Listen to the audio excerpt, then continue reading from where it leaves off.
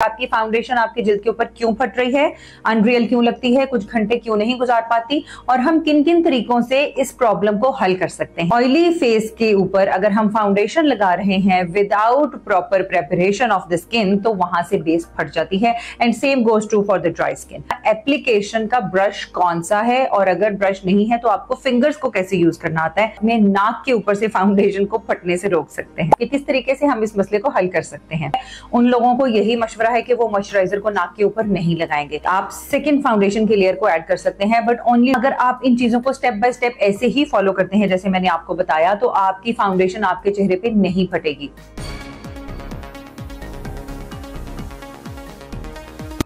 अस्सलाम वालेकुम एवरीवन, मेरा नाम डॉक्टर आयशा गयास है। मैं एक डर्मेटोलॉजिस्ट हूँ और स्किन केयर एक्सपर्ट होने के नाते मेरा वास्ता पड़ता है आपको दरपेश मुख्तलिफ किस्म के स्किन इश्यूज के साथ। आजकल बहुत फ्रीक्वेंट इशू जो मैंने देखा और मुझे पेशेंट्स ने बताया वो था फाउंडेशन बेस का स्किन के ऊपर फट जाने का मसला कि आपकी फाउंडेशन आपकी जिल्द के ऊपर क्यों फट रही है, अनरियल क्यों लगती है, कुछ घंटे क्यों नहीं गुजार पाती, और हम किन किन तरीकों से इस प्रॉब्लम को हल कर सकते हैं। So stay tuned and keep watching my video till the end.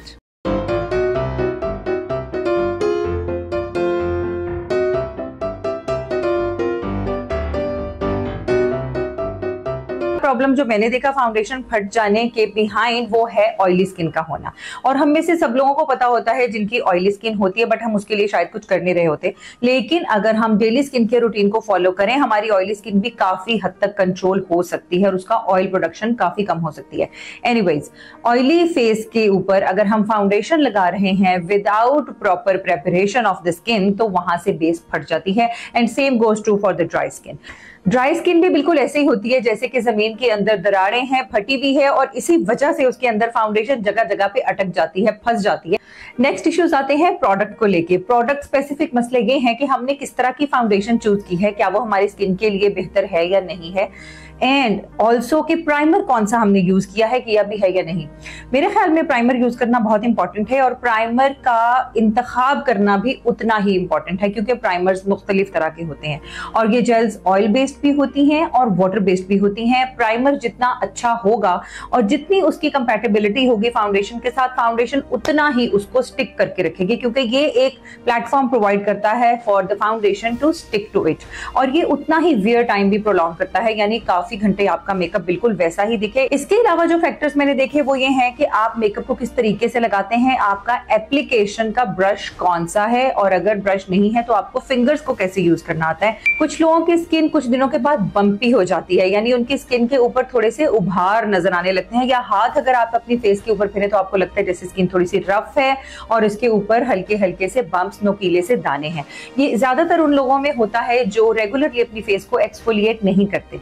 Bye exfoliation I mean कि रेगुलरली अपनी स्किन के ऊपर से डेड स्किन सेल्स को उतारना, either with the help of manual exfoliation जो हम स्क्रब्स के साथ करते हैं, और with the help of chemical exfoliation जो कि अल्फा हाइड्रोक्सी या बीटा हाइड्रोक्सी एसिड्स के साथ हम हफ्ते में 1 या 2 दफा करते हैं।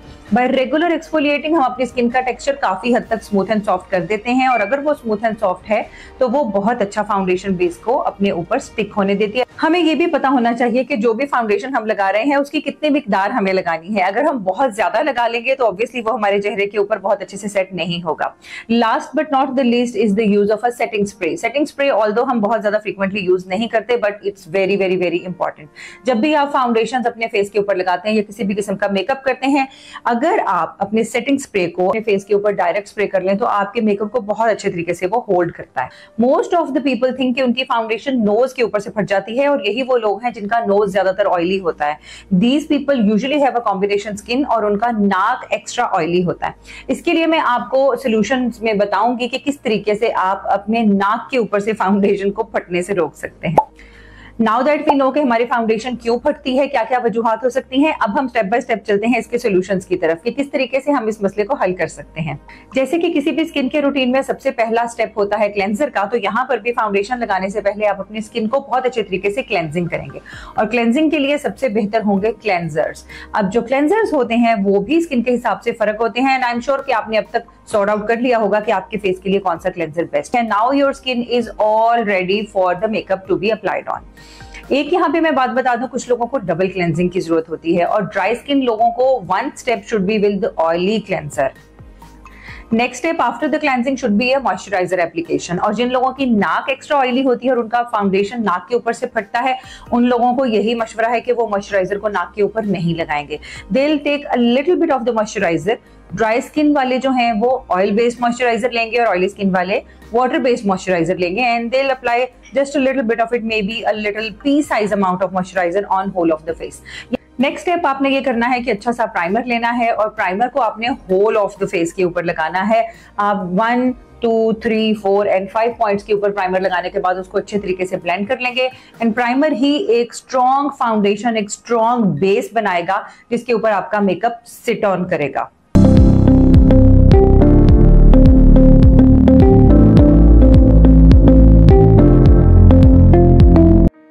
अब हम आते हैं अपने मेन स्टेप पे, वो है फाउंडेशन का इंतखाब। तो आपने अब तक फाइंड आउट कर लिया होगा, सॉर्ट आउट कर लिया होगा कि कौन सी फाउंडेशन आपको सूट करती है। जैसे मुझे पता है कि मुझे हाइड्रेटिंग सी लिक्विड फाउंडेशंस जो है वो बेस्ट सूट करती हैं, एंड इसमें भी मैंने डियोर और कराजा और एस्टी लॉडर की फाइंड आउट की है कि वो मुझे बहुत सूट करती हैं। आपको भी पता होगा आपको कौन सी फाउंडेशन सबसे ज्यादा सूट करती है। अगर आपकी ऑयली स्किन है तो मे बी आपको मैटिफाइंग फाउंडेशन सूट करती हो, और अगर आपकी ड्राई स्किन है तो आपको लिक्विड हाइड्रेटिंग सी फाउंडेशंस में भी सूट करती हो ज्यादा बेहतर। You know better and you must have sorted out the well suited foundation for you. और उस फाउंडेशन को लगाने का तरीका जनाब ये है कि you can obviously use your finger tips, but मैंने ये देखा है कि जो फाउंडेशन ब्रशेस हैं वो आपकी फाउंडेशन को बहुत अच्छा सेटल डाउन करते हैं on your skin, specially on the pores area, जैसे कि नोज या अपर चीक्स के ऊपर जो पोर वाला एरिया होता है, मसामों वाला, उसके ऊपर फाउंडेशन को बहुत अच्छा ब्लेंड करते हैं। Try using one if you haven't used so far.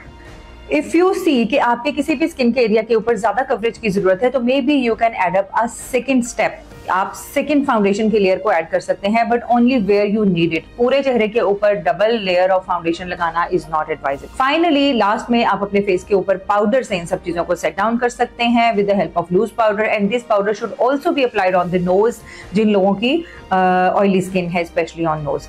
Last में आप सेटिंग स्प्रे के साथ अपने फेस को सेट कर लें। ट्रस्ट मी, अगर आप इन चीजों को स्टेप बाय स्टेप ऐसे ही फॉलो करते हैं जैसे मैंने आपको बताया, तो आपकी फाउंडेशन आपके चेहरे पे नहीं फटेगी।